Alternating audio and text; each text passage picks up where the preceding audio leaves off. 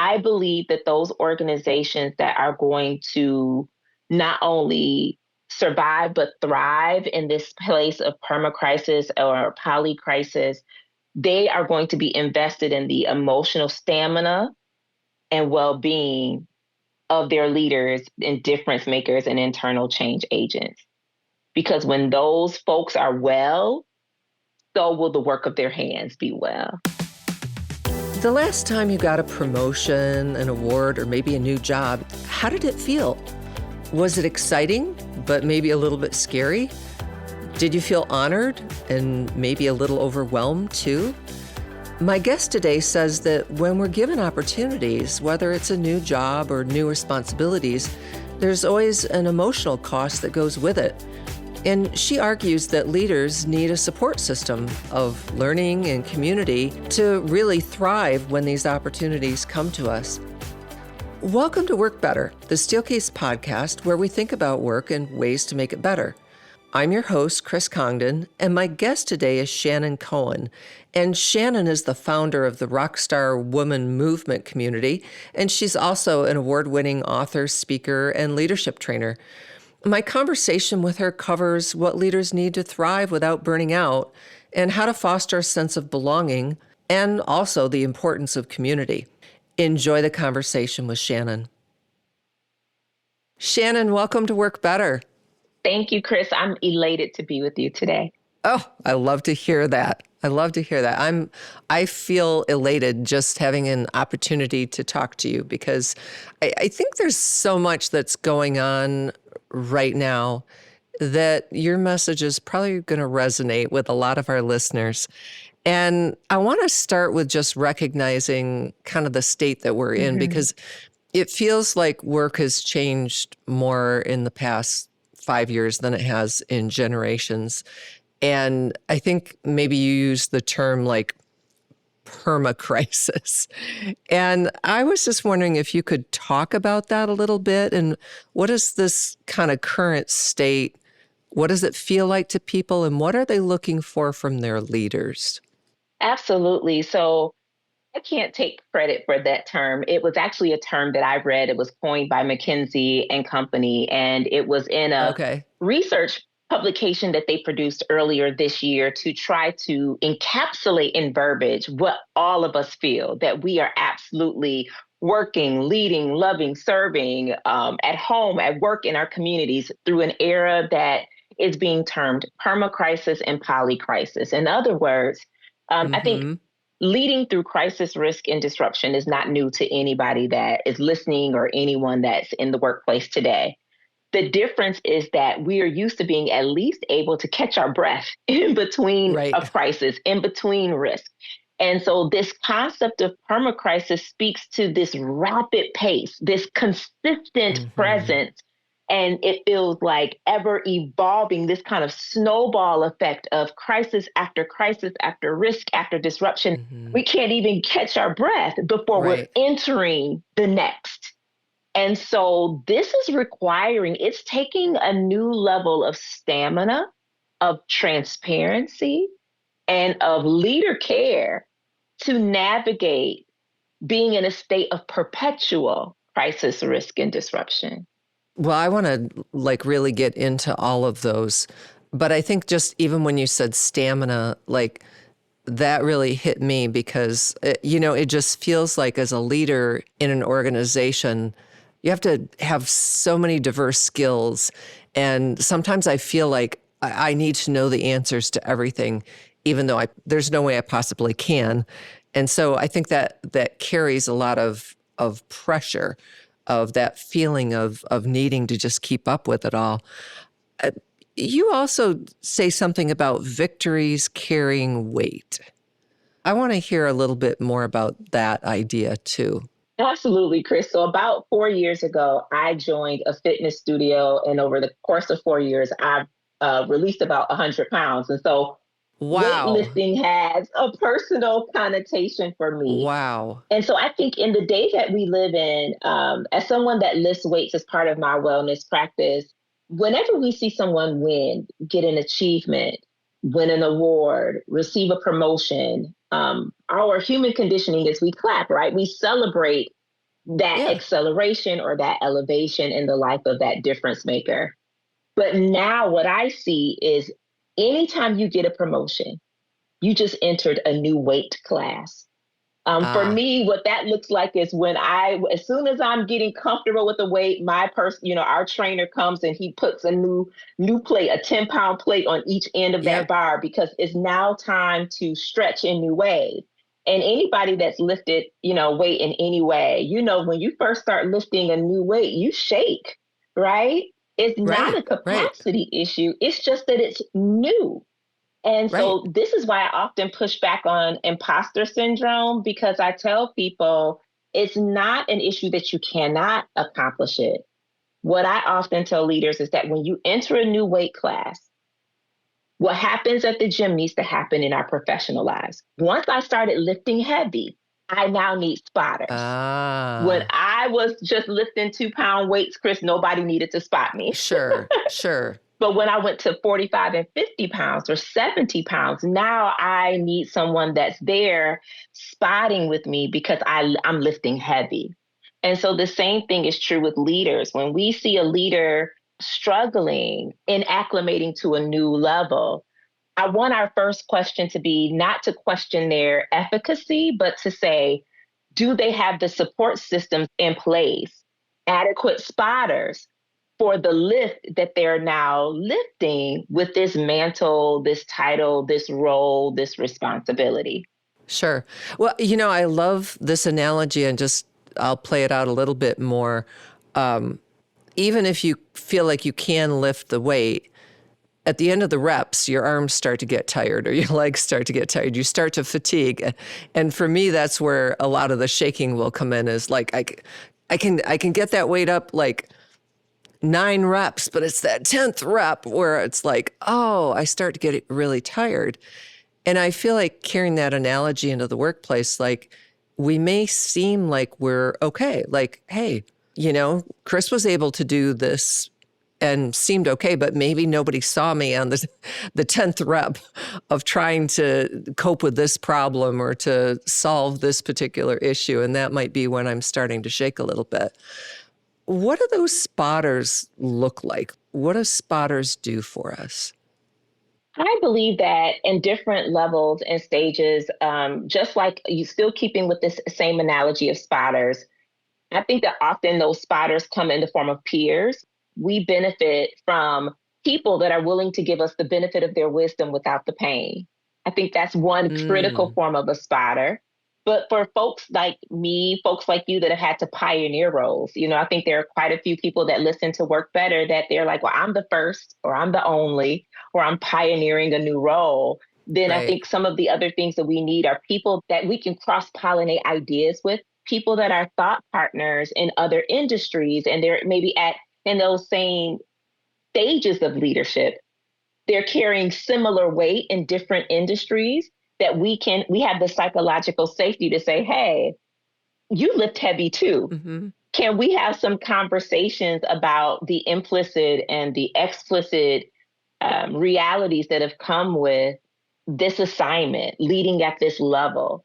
I think that those are really critical. So it's through mentors, it's through coaches, it's through sponsors, it's through peers. Sometimes it can even be through automating systems in your everyday life. Like you and I were talking about in the green room when you said, man, it's not work. Sometimes it's what's happening in my outside of work. In my home life. So I have friends that have elevated into new roles and they're outsourcing their laundry.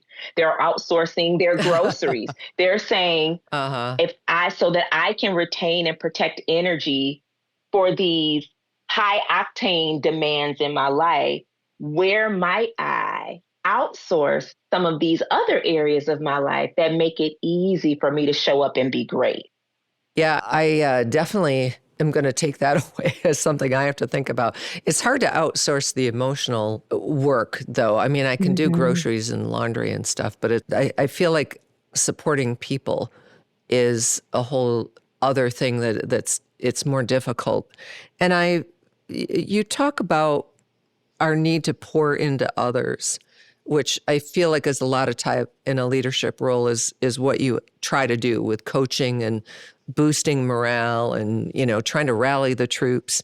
But you've said that it's really hard to do that. It's hard to pour into others if your tank is empty. And I think that ties to what you'd mentioned right at the beginning of our conversation, Shannon, about care. And so I want to go there a little bit. Like, how do you think about making sure that you're taking time or being cognizant of time for your own well-being at work? And is this something like you're responsible for, or is it something that the organization is supposed to be helping out with? Mm-hmm. I think it's a little both and, Chris. I often think of in terms of three pillars in my life, in the work that I get to lead and guide. I think content, community, and care. So I'm always thinking about content that lifts leadership lids, that closes knowledge gaps, that addresses vision leaks for me. And that can happen through listening to Work Better podcasts, like I was sharing with you. That's through books, that's through all of these other things that feed me cerebral, my intellectual wellness as a leader, because I know I get paid to think and solve problems. I know that. So I need to invest in content that keeps me curious, creative, and cutting edge. When I think of community, we think about those spotters we need personally and professionally that help us, invest in our social wellness, our emotional wellness, and our mental wellness. But when it comes to care, I would say that probably the most iconic advice I've ever received in this area, and it's something that I live by. It was in a book by the former chief editor of Essence magazine, Susan L. Taylor, and she talks about the art of learning how to give yourself to yourself before you give yourself away. And I live by that every day. I protect sacred space in the structure of my day to give Shannon to Shannon before Shannon gives herself away in all of these spaces of leadership that I occupy, homework, community. Really embracing that has been revolutionary for me.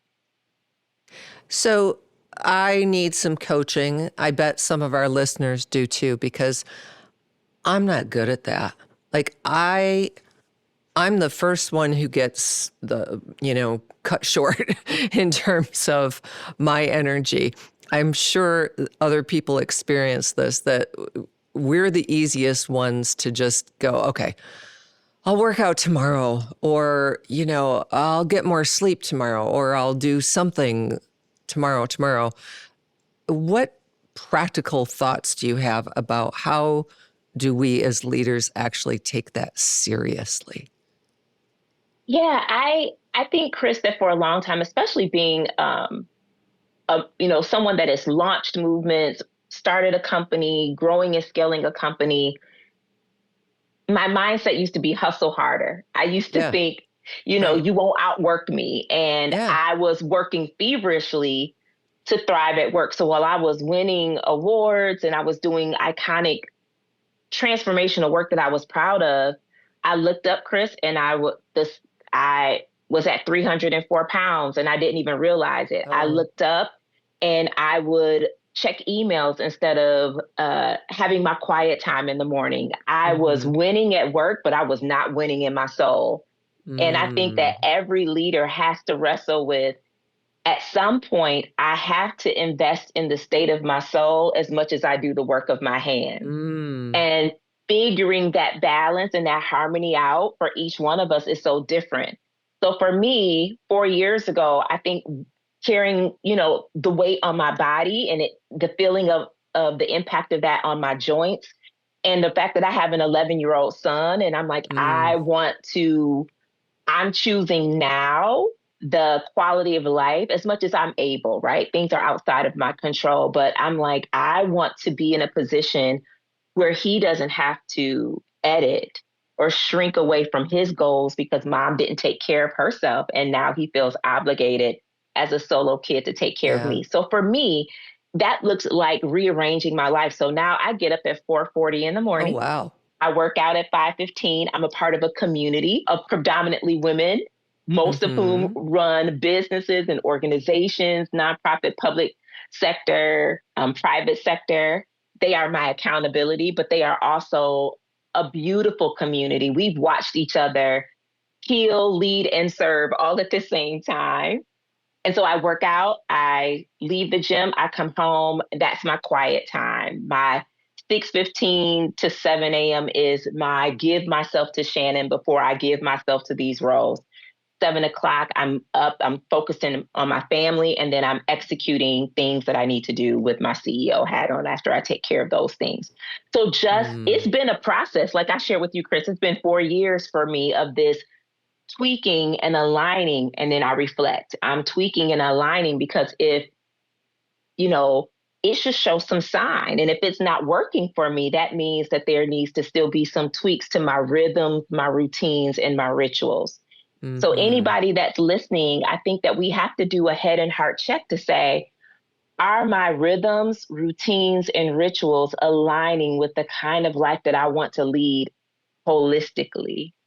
And we get to make adjustments, and we get to try some social experiments on, we get to try out what fits for us, just like clothing. We get to try some things on for size, and we get to recalibrate.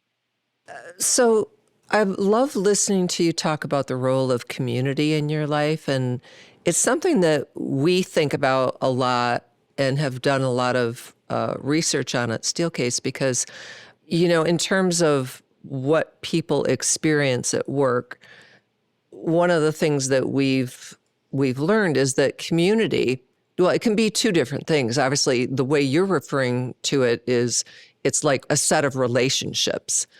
But communities are also places in which we live. And so we're always trying to figure out how can we blend those two together to where the places where people are working also help feed the soul, to use one of your phrases earlier.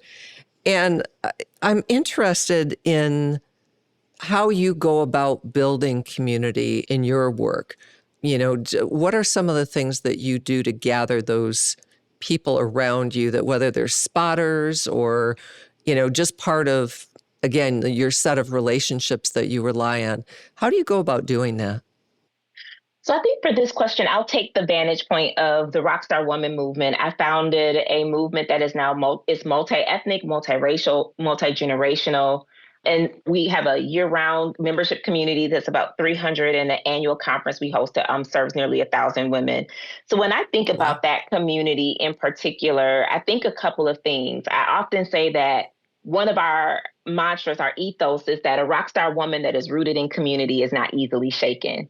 I think we're living Mm, in a mm, season, whether that's with third spaces, we see this rise of third spaces, that we're realizing we're shifting from this hyper individualistic approach and honoring these ancestral intelligence approaches to the fact that we need one another from a place of shared destiny and cooperative economics and circular economy.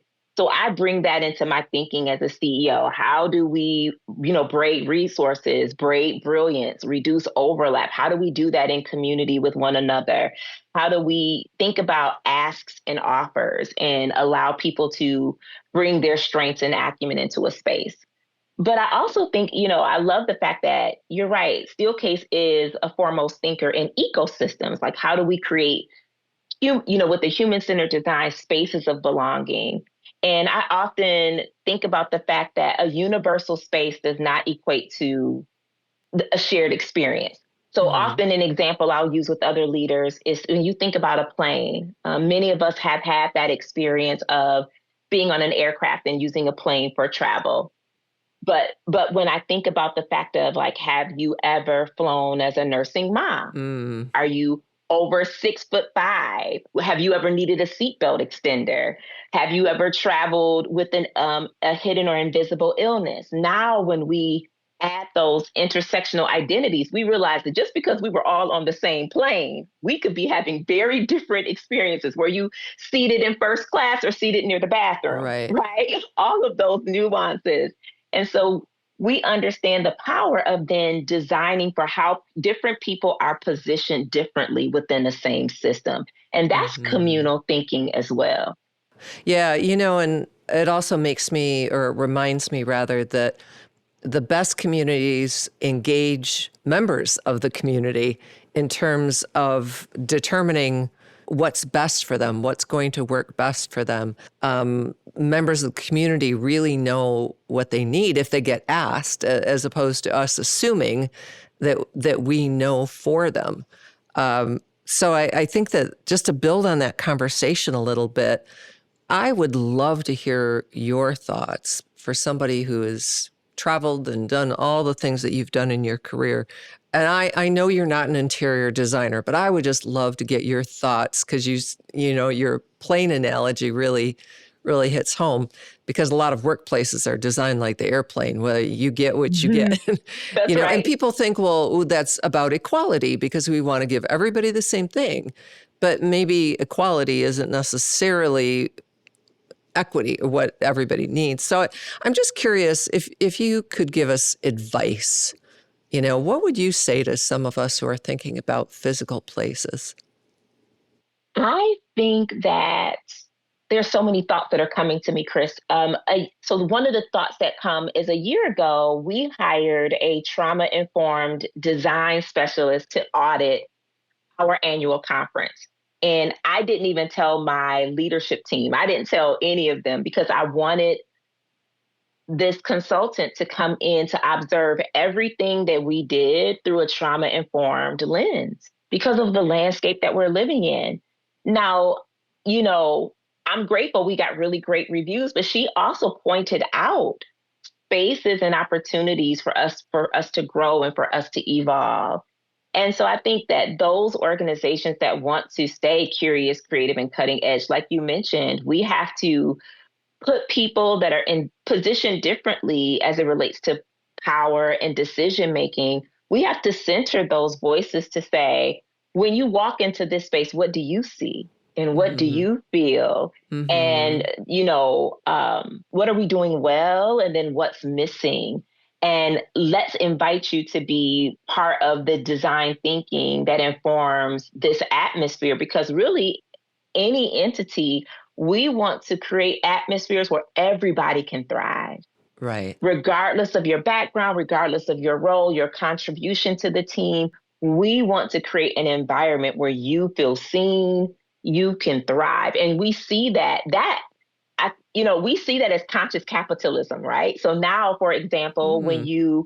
when you're on a plane, you'll see now that I was just on a plane with Delta, and in the security and the safety announcements, there's someone that's doing American Sign Language. You see people Mm. reflecting every age. You start to see, flight attendants that have silver hair. You Mm-hmm. see them using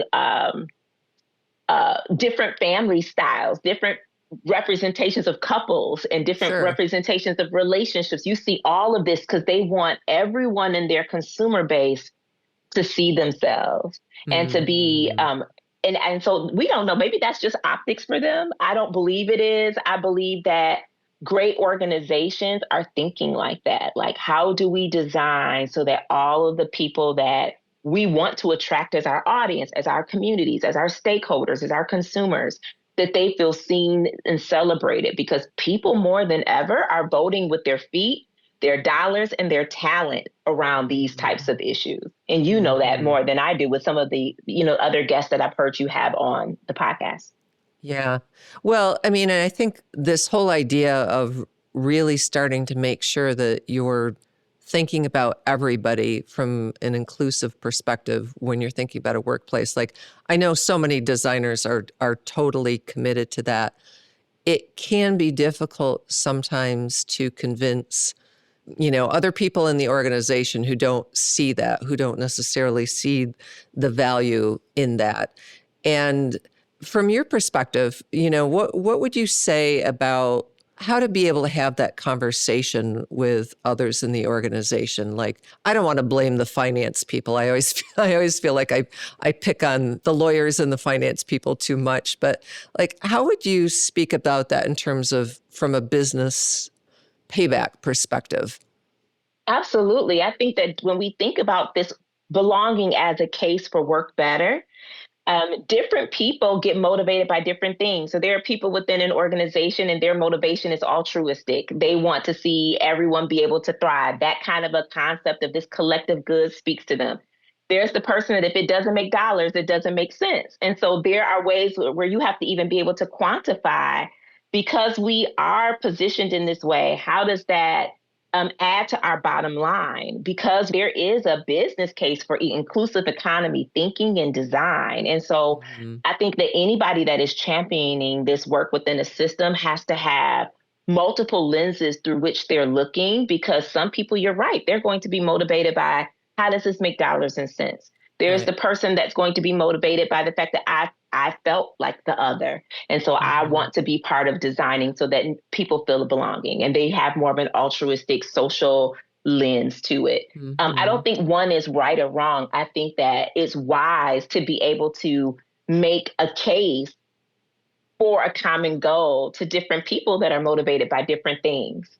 Yeah, no, I do too. I want to make sure before our time wraps up today, though, Shannon, to ask you kind of like the big question. When we start the show, we always say at Work Better, we think about work and ways to make it better. So if you got asked the question, what does it look like to make work better? How might you answer that? I love this question. I feel like this is the classic Chris question. Oh. I think work better today for me would involve investing in the humans, doing the lift of transformative work within our organizations and systems. I know that we are living in a rapidly evolving AI landscape, but AI, and at the same time, I was just in Stockholm, Sweden, there is this deep calling for social connection too.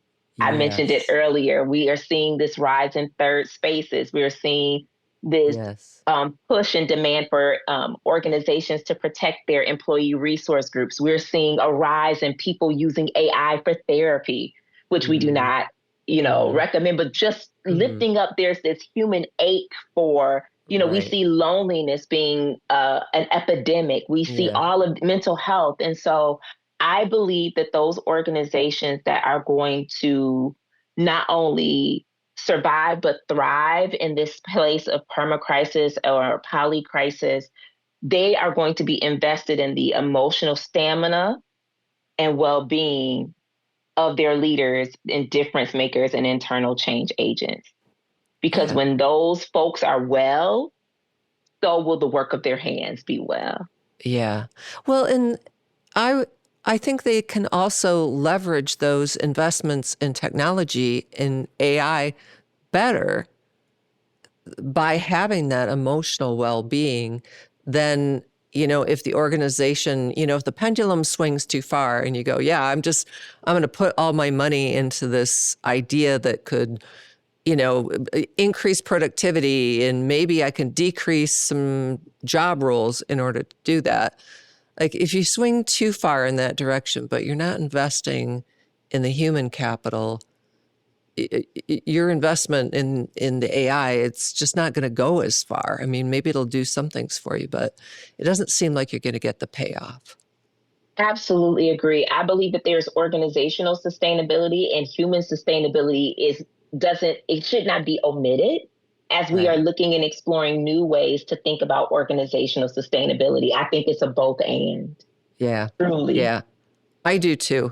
Shannon, I've really enjoyed our conversation today. I really find it helpful. And our producer, Katie, was right when she told me before the show that just talking to you was going to make me feel better. So I very much appreciate the gift of your time and you sharing all of your thoughts with us today. Thank you, Chris. I always welcome the thought partnership that you cultivate through this podcast. I believe it's a lifeline for a lot of difference makers that are wanting to do good and work better. So thank you.